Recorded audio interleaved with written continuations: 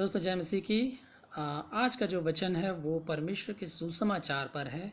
सुसमाचार बाइबल के अनुसार क्या है? आपने किस सुसमाचार पर विश्वास किया है?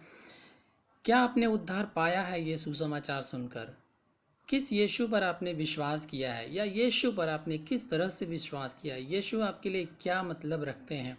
बहुत सारे पास्टर सुसमाचार सुनाने जाते हैं, प्रचार करने जाते हैं, और आप पाएंगे या अपनी कलीसियाओं में भी आप पाएंगे कि सालों साल आपको कभी सुसमाचार ही नहीं सुनाया जाता है।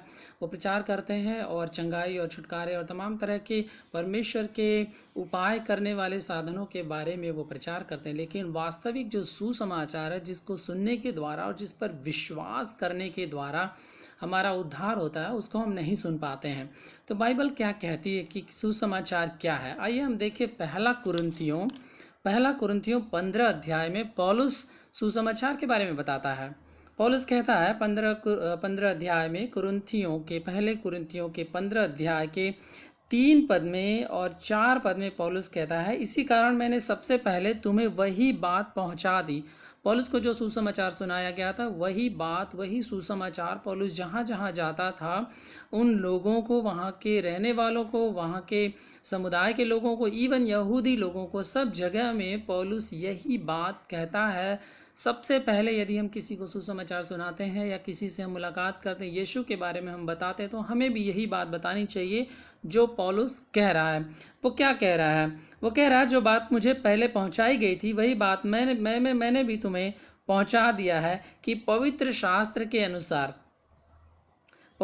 के अनुसार यीशु मसीह हमारे पापों के लिए मारा गया। अब सुसमाचार का जो कोर है, जो मूल बात है सुसमाचार की, वो ये है कि यीशु मसीह हमारे पापों के लिए मारा गया और गाड़ा गया और पवित्र शास्त्र के अनुसार तीसरे दिन जी उठा। ये है हमारा सुसमाचार। सुसमाचार का मूल, सुसमाचार का सार और तत्व जो है वो यही है कि यीशु मसीह व्यवस्था के अनुसार, पवित्र शास्त्र के अनुसार, धर्मशास्त्र के अनुसार हमारे पापों के लिए मारा गया, मुर्दों में गाड़ा गया और मुर्दों में से तीसरे दिन जी उठा। इन बातों पर हमें और आपको विश्वास करना है, तभी हम अपने उद्धार के मार्ग में बढ़ सकते हैं, तभी हम उद्धार पा सकते हैं। यदि हमने यीशु पर एक चंगा करने वाले परमेश्वर या छुटकारा देने वाले परमेश्वर या हमारे लिए भलाई का काम करने वाले परमेश्वर या हमारे लिए कोई और उपाय करने वाले परमेश्वर के रूप में हमने विश्वास किया है, तो हमने उद्धार अभी तक नहीं पाया है। आपके और हमारे उद्धार के संदर्भ में, आपके और हमारे उद्धार के रास्ते के लिए ये बात ज़रूर हमको विश्वास करना है। इस बात पर हमको विश्वास करना है कि यीशु मेरे पापों के लिए क्रूस पर मारा गया और मेरे पापों के लिए गाड़ा गया और मेरे उद्धार के लिए वो मुर्दों में से तीसरे दिन जी उठा। जब यीशु के कामों पर, उसके क्रूस पर किए हुए कामों पर और उसके जी उठने पर हम विश्वास करते हैं, तो हम उद्धार पाते हैं। क्योंकि रोमियो 1:16 में भी पौलुस कहता है, ये सुसमाचार जो है उद्धार पाने वालों के लिए क्या है? सामर्थ है। उद्धार पाने वालों के लिए सामर्थ है। एक पास्टर है, पास्टर जॉन पाइपर, जो इस सुसमाचार को 6 भागों में विभाजित करते हैं। 6 तरीके से वो कहते हैं इन 6 बातों पर हमें विश्वास करना है कि सुसमाचार क्या है। मैं इन बातों को आपको बताना चाहता हूँ और इसको आप ध्यान से सुनिए। सुसमाचार जो है वो परमेश्वर की एक योजना है। वो कहते हैं पहली बात कि सुसमाचार परमेश्वर की एक योजना है।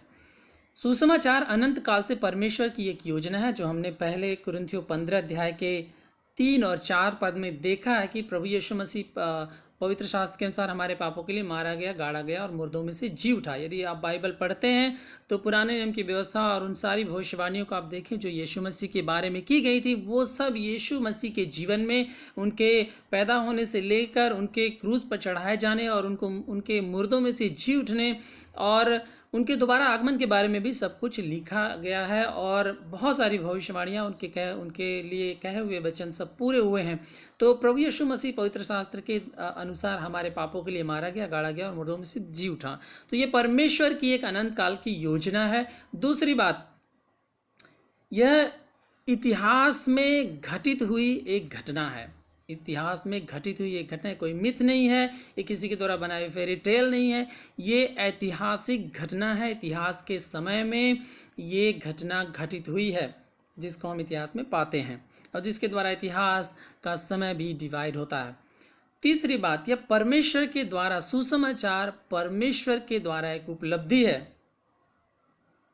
सुसमाचार उस घटना में, जो घटना क्रूस पर इतिहास में हुई है, उस घटना में और उस घटना के द्वारा परमेश्वर इस सुसमाचार को अचीव करता है, उपाधि उसको मिलती है, वो इसको अचीव करता है। इस घटना के द्वारा परमेश्वर हमारे पापों की कीमत चुकाता है। क्रूस पर हुई इस घटना के द्वारा, जो यीशु मसीह के जीवन में हुई, उस घटना के द्वारा परमेश्वर हमारे पापों की कीमत चुकाता है। परमेश्वर हमारे पापों की कीमत चुकाता है, हमारे प्रायश्चित की कीमत चुकाता है, हमारे पापों की क्षमा की कीमत चुकाता है, हमारे अनंत जीवन प्राप्ति की कीमत प्रभु यीशु मसीह उस क्रूस पर चुकाते हैं, जो इतिहास में हुई एक घटना है। इफिसियों 2 अध्याय में पढ़ें तो हम पाते हैं कि प्रभु यीशु मसीह अपने मृत्यु तक परमेश्वर के आज्ञाकारी रहे। इस उपाधि को, इस उपलब्धि को प्राप्त करने के लिए, इस अचीवमेंट को प्राप्त करने के लिए प्रभु यीशु मसीह को मृत्यु तक आज्ञाकारी रहना पड़ा। ये एक योजना है परमेश्वर की, ये सुसमाचार इतिहास की एक घटना है, ये सुसमाचार परमेश्वर का एक अचीवमेंट है, जिसको प्रभु यीशु मसीह ने अपनी मृत्यु के द्वारा अचीव किया है। और चौथी बात यह है, ये सुसमाचार एक प्रस्ताव है परमेश्वर का। सुसमाचार क्या है? एक प्रस्ताव है परमेश्वर का। यदि ये सुसमाचार लोगों के लिए एक प्रस्ताव नहीं होता, एक ऑफर नहीं होता, तो ये सुसमाचार नहीं होता, क्योंकि इसका कोई अर्थ ही नहीं होता जब ये हमारे जीवन में रिलेट नहीं करता। इसलिए सुसमाचार जो फ्री एक गिफ्ट है परमेश्वर का एक मुफ्त प्रस्ताव मानव जाति के लिए है, वो परमेश्वर ने हमारे और आपके लिए दिया है, और इसकी कीमत प्रभु यीशु मसीह ने खुद हमारे और आपके लिए क्रूस पर अपने जीवन को बलिदान करने के द्वारा दी है। इसलिए ये मनुष्य के लिए एक ऑफर है। सुसमाचार हमारे और आपके लिए परमेश्वर का एक फ्री प्रस्ताव है, जिस पर हम विश्वास करने के द्वारा अनंत जीवन पाते हैं। और सुसमाचार हमारे जीवन के लिए एक उपयोग है, एप्लीकेशन भी है। यदि हमारे जीवन में इसका एप्लीकेशन ना हो, इसकी उपयोगिता ना हो, तो ये सुसमाचार नहीं रहेगा, और इसका कोई अर्थ नहीं होगा, इसका कोई तर्क हमारे जीवन में नहीं होगा, इसका कोई इन्फ्लुएंस हमारे जीवन में नहीं होगा, और इसका कोई प्रभाव हमारे जीवन में नहीं होगा। इसलिए ये सुसमाचार जो है, जिसको हम सुनते हैं बाइबल में, जिसको हम पढ़ते हैं और जिसको हम सुनाते हैं प्रभु यीशु मसीह के किए हुए कामों को, वो हमारे जीवन में उसकी क्या उपयोगिता है, किस तरह से वो हमारे जीवन में रिलेट करता है। जब हम सुसमाचार सुनते हैं, बाइबल में लिखा है विश्वास सुनने के द्वारा होता है, और सुनना मसीह के वचन के द्वारा होता है। तो जब हम मसीह का वचन सुनते हैं, उनके कामों को हम सुनते हैं, ये सुसमाचार जब सुनते हैं कि यीशु हमारे पापों के लिए मारा गया, गाड़ा गया और मुर्दों में से तीसरे दिन जी उठा, इन बातों को जब हम सुनते हैं और इनको हम पर्सनली विश्वास करते हैं, अपने लिए जब हम विश्वास करते हैं, तो उसकी उपयोगिता हमारे जीवन में काम करती है। ये सुसमाचार की उपयोगिता हमारे जीवन में काम करती है। जैसा पौलुस कहता है कि विश्वास करने वालों के लिए परमेश्वर की सामर्थ है। ये सुसमाचार विश्वास करने वालों के लिए परमेश्वर की सामर्थ है, इसलिए कि हम उद्धार पाएं, और जो विश्वास नहीं करते हैं वो नाश हो जाते हैं, बाइबल में लिखा हुआ है। तो सुसमाचार परमेश्वर की एक हमारे लिए उपयोगिता है। और सुसमाचार का जो सबसे आखिरी पहलू है, वो परमेश्वर से रिलेटेड है। यदि ये सुसमाचार हमें परमेश्वर की ओर ना खींचे, तो ये सुसमाचार नहीं रहेगा, और इसका कोई अर्थ नहीं रहेगा, इसमें कोई सामर्थ्य नहीं होगी। इसलिए हम पाते हैं कि जब परमेश्वर हमें माफ़ कर देता है, इस सुसमाचार पर हम विश्वास कर लेते हैं, हमें माफ़ी मिल जाती है, हम प्रभु में नए हो जाते हैं, हमें परमेश्वर धर्मी ठहरा देता है। उसके बाद क्या उतने ही तक हमारा सुसमाचार सीमित है, या क्या उतने ही तक हमारा जीवन सीमित है?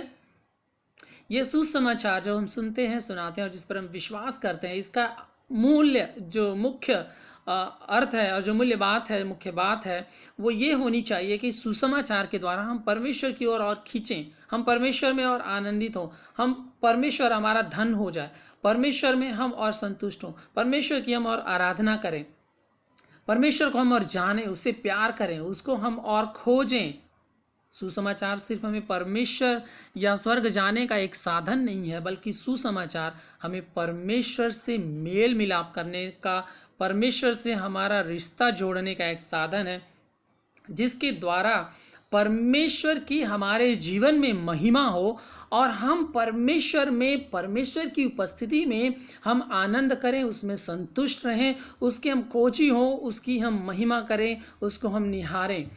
परमेश्वर की महिमा सुसमाचार के द्वारा होनी चाहिए और हम जो हैं परमेश्वर से हमारा मेल मिलाप होना चाहिए और हमारी नज़दीकी उसके साथ बढ़नी चाहिए। तो से 6 बातें पास्टर जॉन पाइपर बताते हैं सुसमाचार के बारे में कि सुसमाचार परमेश्वर की एक योजना है, ये इतिहास में घटी हुई एक घटना है, या परमेश्वर की एक उपलब्धि है जो प्रभु यीशु मसीह क्रूस पर अपने जीवन को देने के द्वारा, बलिदान करने के द्वारा प्राप्त करते हैं। सुसमाचार हमारे और आपके लिए एक फ्री में मुफ्त एक प्रस्ताव है विश्वास करने के लिए और उद्धार पाने के लिए। सुसमाचार हमारे जीवन के लिए एक उपयोगिता है, एक एप्लीकेशन है, और सुसमाचार हमारा परमेश्वर के साथ मेल मिलाप करने का एक जरिया भी है, जिसके द्वारा परमेश्वर की महिमा हमारे जीवन में होती है और हम परमेश्वर में संतुष्ट होते हैं, क्योंकि परमेश्वर ही हमारा सबसे बड़ा धन है। इस संसार की चीज़ें जाती रहेंगी, लेकिन परमेश्वर, आखिरी में जब हम परमेश्वर से मिलेंगे तो परमेश्वर ही हमारा धन होगा, परमेश्वर ही हमारा सब कुछ होगा, परमेश्वर को ही हम हर समय निहारेंगे, परमेश्वर की हम हर समय महिमा करेंगे। सो इसी सुसमाचार पर आपको विश्वास करना है। ये नहीं कि यीशु चंगा करने वाला परमेश्वर, ऑफ कोर्स परमेश्वर चंगा करता है, यीशु छुटकारा देने वाला, यस वो हमें छुटकारा देता है, यीशु हमारी ज़रूरतों को पूरा करता है, यस वो हमारी ज़रूरतों को पूरा करता है, लेकिन उससे बढ़कर हमें क्या विश्वास करना है कि यीशु पवित्र शास्त्र के अनुसार मेरे पापों के लिए मारा गया, मेरे पापों के लिए गाड़ा गया और मेरे उद्धार के लिए मुर्दों में से तीसरे दिन जी उठा। इस बात पर विश्वास करना बहुत ही आवश्यक है। यदि आपने नहीं किया इन बातों पर विश्वास, तो अभी भी आप विश्वास कर सकते हैं। यदि आप अपने उद्धार के बारे में कंफ्यूज्ड हैं, आपको समझ नहीं आता कि क्या आपने उद्धार पाया है, नहीं पाया, आप किस सुसमाचार पर विश्वास आपने किया है, या अभी तक आपने ये सुसमाचार क्लियरली अपने कलीसिया में अपने पास्टर के द्वारा या किसी के द्वारा नहीं सुना, तो अब से भी आप समझ लीजिए और जान लीजिए कि परमेश्वर का वचन कहता है कि यीशु आपके और मेरे पापों के लिए मारा गया, गाड़ा गया और मुर्दों में से तीसरे दिन जी उठा, और जो इस पर विश्वास करता वो नाश नहीं होता परंतु अनंत जीवन पाता है। परमेश्वर आप लोगों को आशीष दे।